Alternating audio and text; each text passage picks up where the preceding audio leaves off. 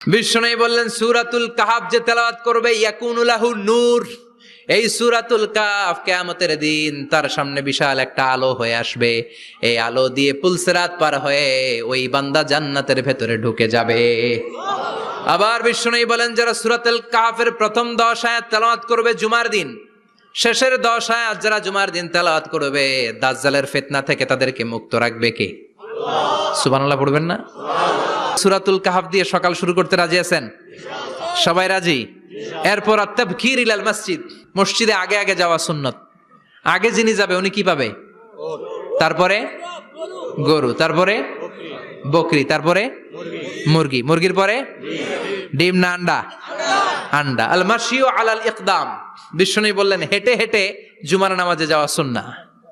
Rickshaw, Honda, cycle, CNG দিয়ে গেলেও হবে, কিন্তু হেঁটে হেঁটে গেলে সওয়াব বেশি না কম?